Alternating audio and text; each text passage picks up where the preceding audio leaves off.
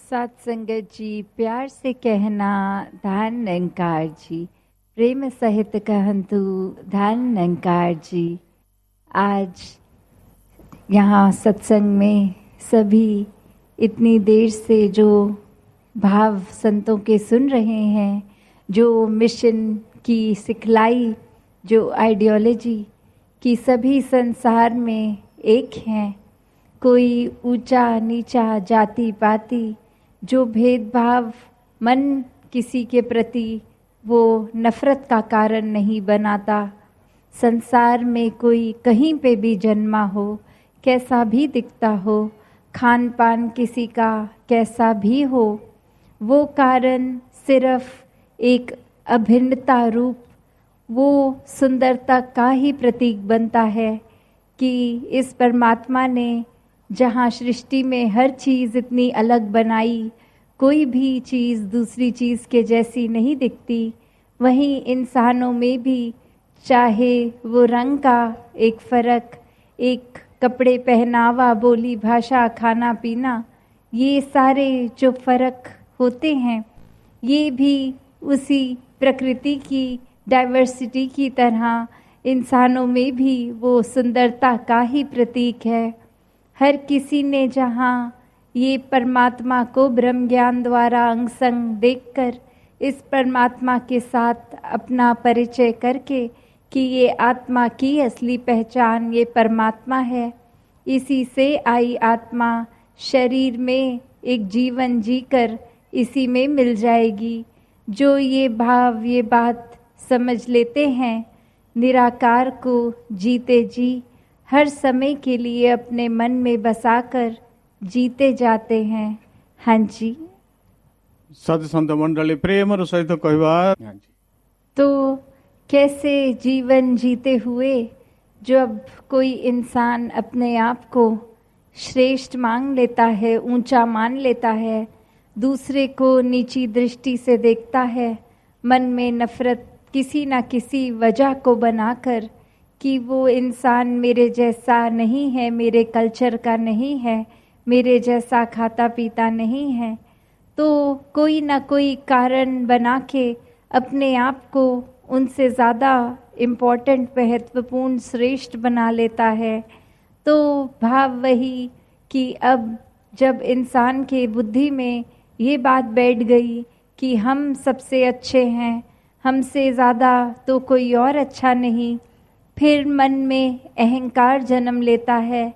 कि ये अहंकार फिर एक ही जगह का नहीं, वो इंसान को ही पूरे का पूरा अहंकारी बना देता है। फिर जीवन के हर पहलू, हर एस्पेक्ट में वो अहंकार ही छलकता है। जैसे एक कहावत भी है, सर कटे सर होत है, सर रखे सर जाए, कि अगर सर काटने के बाद एक इंसान का एक जो रूप, ये सर कटने के बाद सर का होना, सर कटे सर होत, कि ये सर अहंकार वाला सर है, ये अभिमानी सर है, कि जब ये सर कट गया मतलब एक इंसान ने अपने अहंकार को जीवन से काट दिया, तो ही एक वो श्रेष्ठ हो गया, एक सर उसका असली मायने में है। और जहाँ सर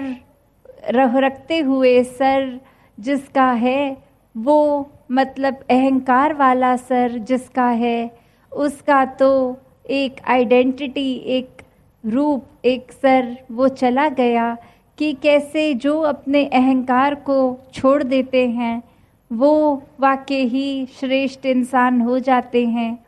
क्योंकि वो फिर हर एक के लिए अपने दिल से नम्रता भाव रखते हैं, सेवा भाव रखते हैं।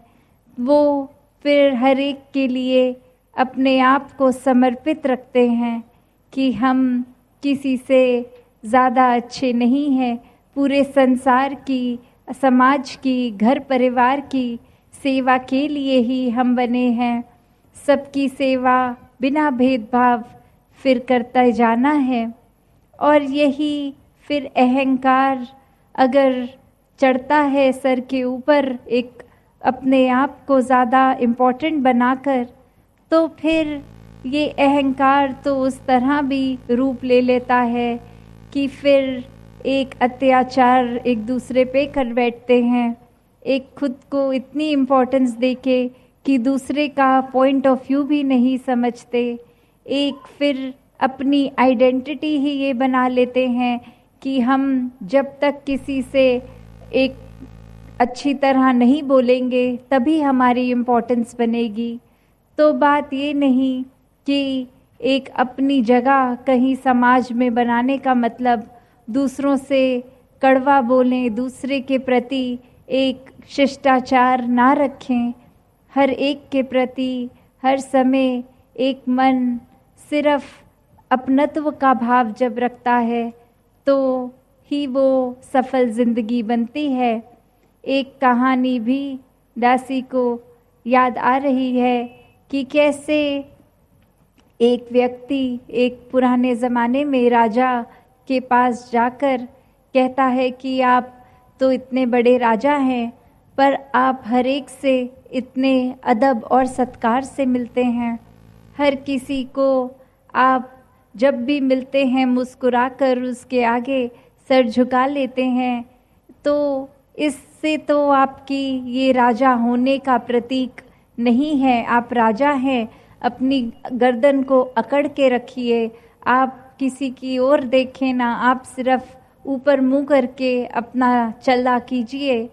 क्योंकि वहीं आपकी प्रजा के जो वज़ीर भी हैं उनको भी आप ही के वजह से जो आइडेंटिटी मिलती है, तो वो इसमें एक बात ये समझते हैं कि हमारा राजा ही इतना नम्रता से हर एक को मिलता है, तो हमारी इम्पोर्टेंस ही क्या रही, हमारा वजूद इतना एक क्या बना फिर। तो वहीं राजा कहता है कि चलो हमारे गांव में अगली बार किसी की अगर मृत्यु होगी तो उसका सर बाज़ार में बेच के क्या कीमत लगती है मुझे बताना। और ऐसे ही वो इंसान जब करता है तो वापस उस कटे हुए सर के साथ ही आ जाता है, बोलता है किसी ने भी नहीं खरीदी, ये एक सर किसी ने नहीं खरीदा। तो राजा समझाता है कि आप जिस गर्दन को अकड़ने की बात कर रहे थे वो गर्दन की कीमत ही कुछ नहीं है, तो संतों के आगे हर एक के आगे ये गर्दन ये शक्ल झुका कर ही रखें, तो संतों की सामने झुकने से इसकी कीमत पड़ती है, अकड़ के चलने से नहीं। हाँ जी, के दर्शन करके इसको मन में बसा के हर पल जीते हैं तो ये भक्ति में आनंद आता है। फिर एक बात वो नहीं रह जाती कि हम कुछ दिखावे के लिए कर रहे हैं, एक कुछ सीख के कर रहे हैं, ये दिल से खुद ब खुद भक्ति हो जाती है। जब दिल में परमात्मा बसता है, और परमात्मा तो एक प्यार का प्रतीक, और फिर ये दिल प्यार करता है, हर किसी से करता है, तो वही बात कि संसार में हर कोई अपनी मान्यता अनुसार अपनी आस्था अनुसार एक चाहे नाम कुछ भी ले इस परमात्मा का,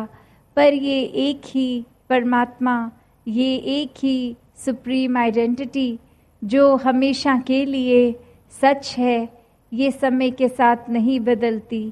तो कैसे इस सच्चाई को जानकर ही पता लगता है कि हर कुछ का यही निर्माता है, इसी ने बनाया है, और सारी सृष्टि खत्म होने के बाद इसी ने रहना है। तो जब इस सच्चाई के साथ जुड़ जाते हैं तो जीवन में एक हर समय ठहराव रहता है, स्थिरता रहती है, मन कभी भी एक परिस्थिति सिचुएशन के साथ एक बदलता नहीं है, एक मन हमेशा आनंद में ही रहता है। तो कैसे कभी कभी ये भी देखा है कि दुनिया में एक परमात्मा की बात जब होती है तो सब ये कहते हैं कि सबने अपने धर्म ग्रंथों में परिभाषा परमात्मा की जो पढ़ी, तो वो यही हर जगह एक कॉमन परिभाषा कि यही एक सच है। और कैसे फिर भी ये सिर्फ नाम अलग अलग लेने की वजह से झगड़े कि ये नाम वाले इस धर्म के हो गए, ये नाम जो लेते हैं वो किसी और के। तो वही बात कि नाम कुछ भी हो, एक ही अस्तित्व, वही सच्चाई है। जैसे ये जगह, चाहे हम इसको समरझोला नाम से बुला लेंगे, चाहे पोचीलीमा बुला लेंगे, चाहे कुछ बोल लें, स्थान तो वही है, एरिया वही है। तो बात वही कि जगह यही, तो एक उसका ब्रॉडर नाम कुछ भी ले लें तो वो एक इंडिया के नक्शे में तो जगह वही बैठेगी। तो बात वही कि यहाँ हर किसी ने अपने जीवन में जब इस परमात्मा को सचमुच देखकर एक अपने जीवन में बसा लिया, तो फिर मन के भेदभाव खत्म हो जाते हैं। ये समझ आ जाता है कि यही असली सच्चाई है। दुनिया के एक कुछ भी घर बार, महल, झोपड़ी, जिस तरह का भी रहन सहन हो, वो फिर हमेशा के लिए नहीं वैसी रहने वाली। आज सुख है तो कल दुख आएगा, आज दुख है तो कल सुख आएगा। तो कैसे इस रूप में जीवन ने चलते जाना है, और कैसे भक्त फिर इस परमात्मा को ही जानकर ये पहचानते हैं कि असली डेस्टिनेशन तो ये परमात्मा ही है। जीते जी इसको जी लें, फिर चाहे सुख दुख कुछ भी हो, एक मन में इसका शुक्राना और जीवन आनंद में हो जाता है।